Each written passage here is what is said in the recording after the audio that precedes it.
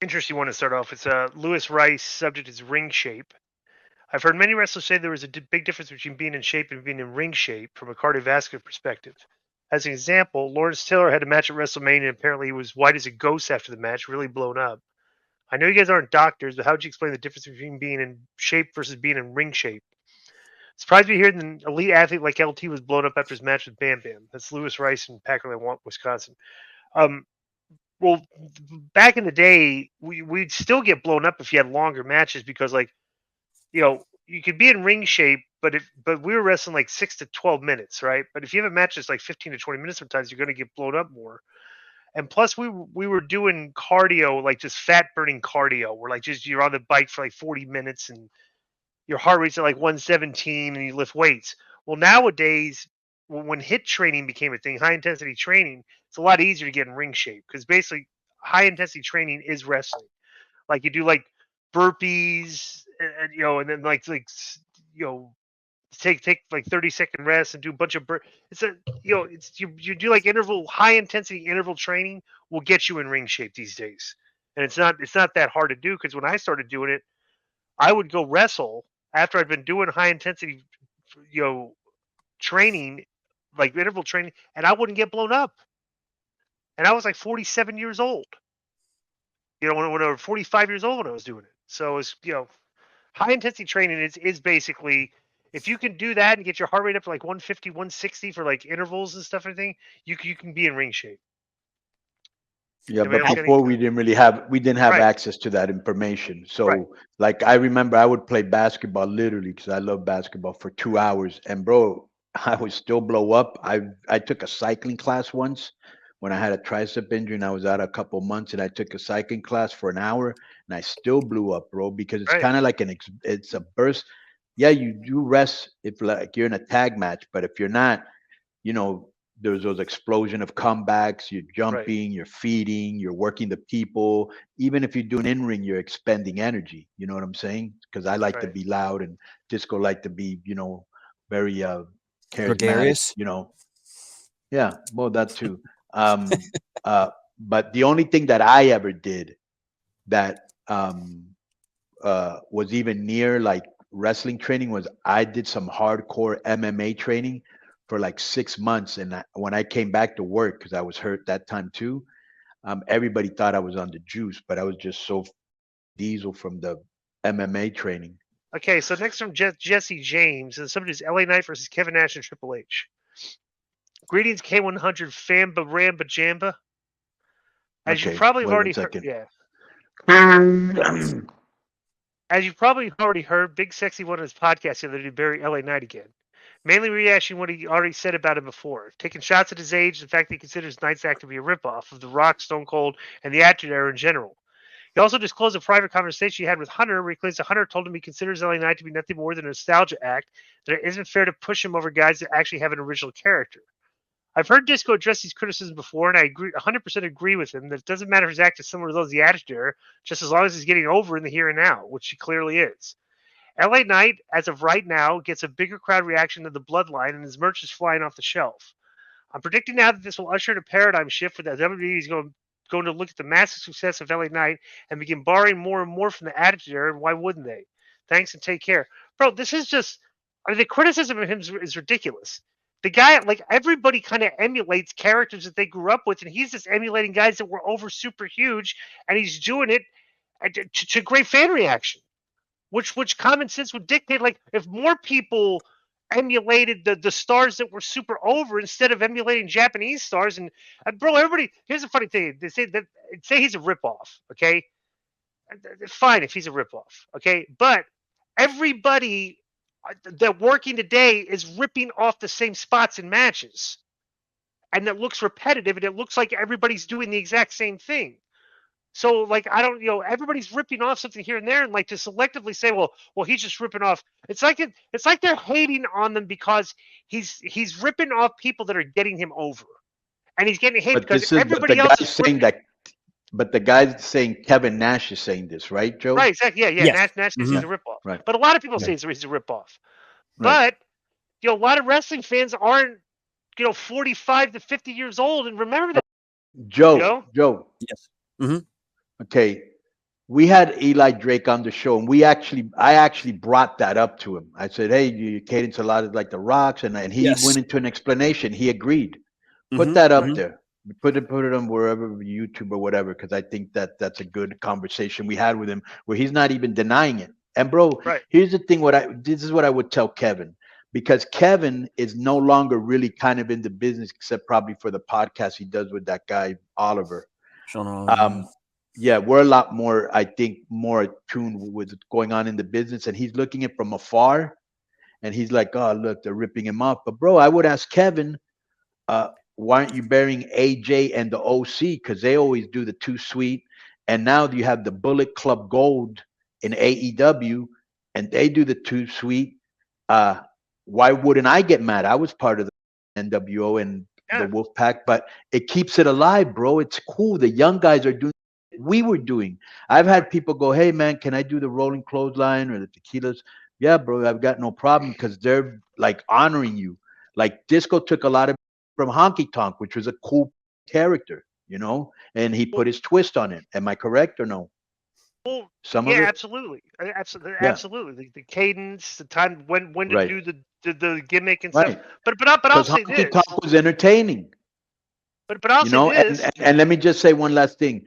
My wardrobe, because I really wasn't influenced by any wrestlers too much, but my wardrobe was, which early on, especially in Mexico, went everything the gamut from gaudy to flamboyant, was like Macho Man, Prince, Hector Macho Camacho. Like when I would, you know, uh, I would always attire myself. I was inspired by them. Go ahead, Di.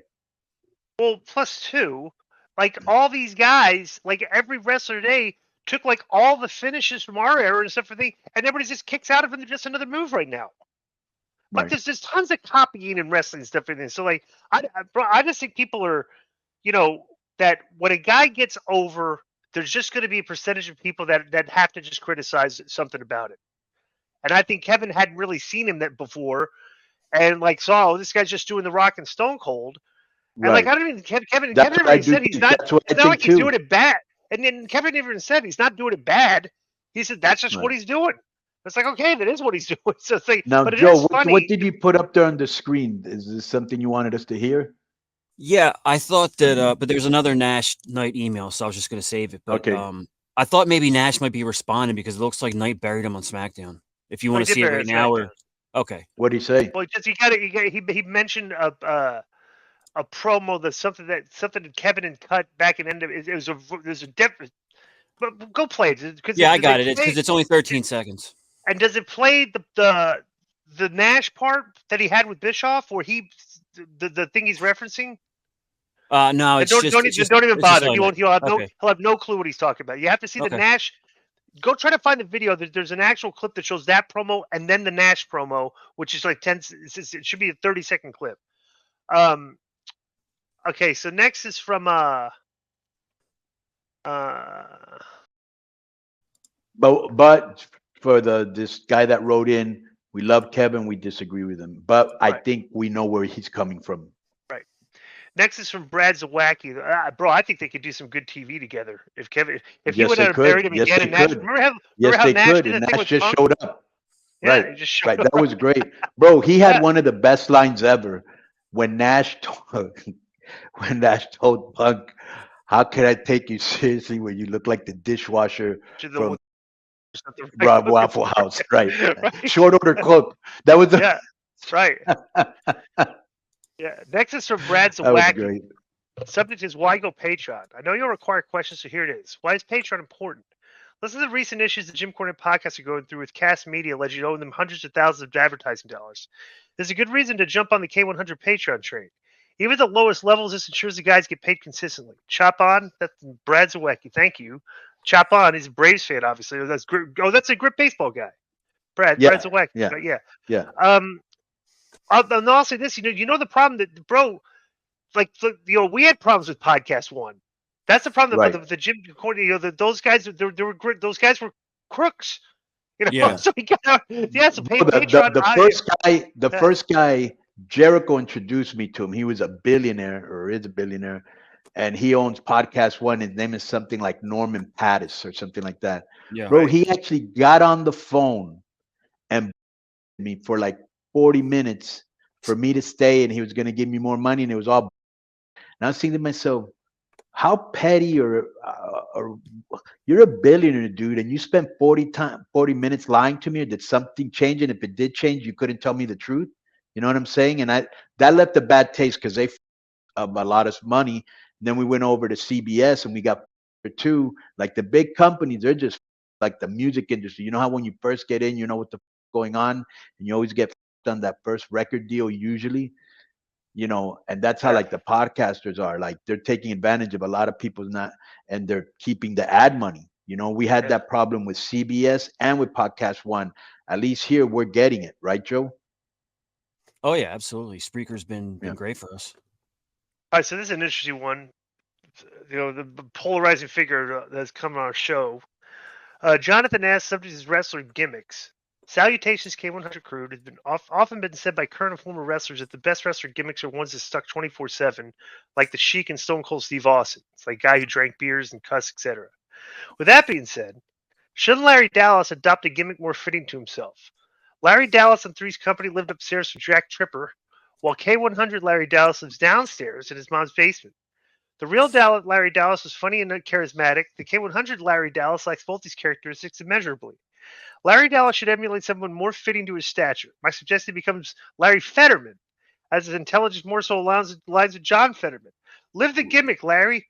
Do you guys think living your gimmick is best? And is Larry Fetterman much more fitting than Larry Dallas? Jonathan S. Well, I told Larry, what's his real name? Didn't we? Larry Musso or some. Well, I said that. Yeah, Musso, right? With an I M, said, Larry, what? That's so simple. Larry Musso, you're the moose. That should be his gimmick. His real name is really he's a okay. So wait a minute. So the Italian guy from up north. Why would he just not be Larry Musso? Did you used to watch Three's Company, Joe? Just a little before my time, a little bit. Yeah. Okay. I watched. I didn't watch it regularly, but I watched every now and then. Right. I know what it is. I know. Yeah. Okay. So the guy, Jack Tripper's friend, his name was Larry, but on the show his name was Larry Dallas. That was actually his name. That's what Larry said. Let me make sure. Look at Three's Company and just look at Larry. What? Maybe he just took the Larry from it. But, oh no, it was Larry Dallas, portrayed by Richard. Wow, Larry. Yeah, I thought it sounded familiar. And then so that's maybe who he's going. Okay, and who's Larry Fetterman? Is that Larry Dallas's real name? No, John Fetterman. He's comparing to John Fetterman, the guy that had the stroke in Pittsburgh, the Pennsylvania senator. Yeah, the senator. Yeah. Did you see what Democrat? This is hysterical. Because this guy wears a hoodie, right? Chuck Schumer got rid of the dress code for politicians. Suit on. The people in the House did not have to abide by a dress code anymore. Think about this that, idiot. Bro, if I was like that, I would make. If I was like any Republican or anybody, I would show up just dressed completely outlandish to work every single day to draw attention to myself, and just make light of the fact that how ridiculous it is not having the dress code that every business has, and every corporation, every business you go into, people were suited. Let me ask you a question: Would you walk in looking like Deion Sanders in the 80s or Michael Hayes, the pimp outfit that he has going on now? Which one would you go Deion Sanders in the 80s. Yeah, oh, absolutely. I'd dress like we dressed back in the 90s. Right, bro. Yeah, we did have it going on. We dressing for the club, we had it right? like that. Yeah. Go glasses. Although, I mean, I dress like Seth Rollins. What a crew. Like, what if all our politicians dress like Seth Rollins does every week? How hysterical would that be, you know? And the glasses he wore Monday on Raw, which were great. Yeah.